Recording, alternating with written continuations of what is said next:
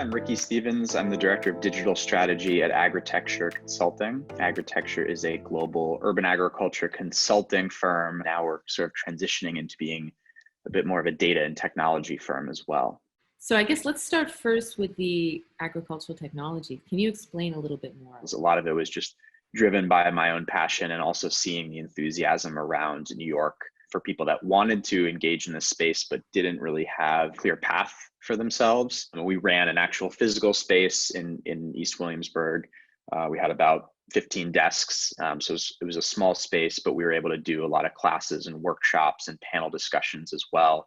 We very fortunately decided to shut down the physical space towards the end of last year and got out of our lease in January. So it was incredibly lucky timing for us. And the reason we did that was to try to transition a lot of the learnings that we had there into the online realm. So that's a lot of what I work on now. How did you get into all of this? It really came through food, actually. I was always really passionate about food. I started my first job out of college and immediately it was working for a marketing and technology company. And I immediately was like, I'm not like a desk job type of person. I started taking culinary classes on the weekends. And I was convinced I was going to go into the restaurant space in some form. I was just trying to figure out how. What really helped me is finding goodfoodjobs.com. It was the first thing that expanded my mind as to what a job in the food system could look like, because up until then I really didn't know. I grew up, I grew up in the New York area. I'd never stepped foot on a farm. I didn't know anyone that had a garden. That really opened up my mind, and that helped me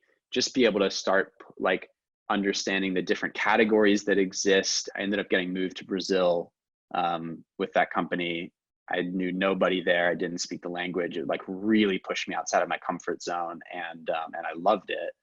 And I spent a year and a half down there, and that's what really gave me, I'd say, the confidence from a career standpoint to be if I can do this, I can transition into a space that I don't know that much about. And I went to NYC AgTech Week, and then I met hundreds of people at this conference and was like, wow, there's actually a community and a network of people that care about this. So that was crucial for me, because up until then I felt so isolated. And then, through that, I met the Agritecture team. I met Henry.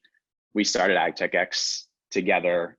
I ran it day to day, and then we kind of linked back after 2 years, and that's when the merger happened. So that's sort of the full circle of everything. Yeah. That's great.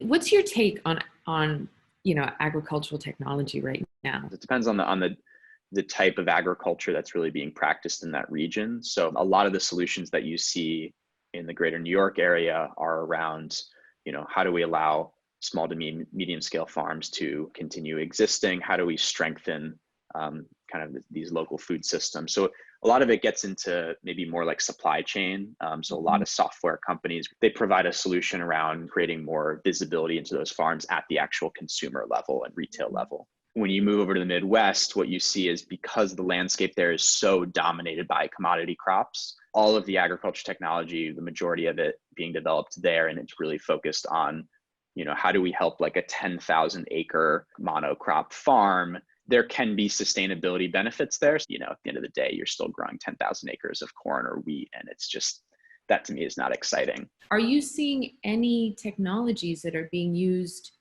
to actually provide food solutions to communities? So from the technology company's standpoint, generally they're going to have to raise money to afford to get that product kind of launched. If they do go down the kind of venture capital route, they need to see that potential of at least $100 million in revenue in the next 5 years, basically.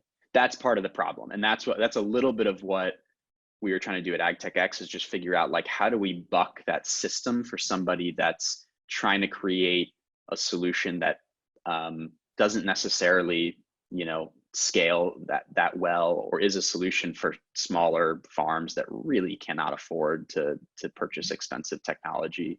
Do you think that maybe one of the problems lies in the fact that it's primarily based around mass production and monoculture? One of the challenges for farmers who want to get out of that system, but if you think about it, it's really challenging for them to do that, because they have relationships with buyer that maybe extend decades.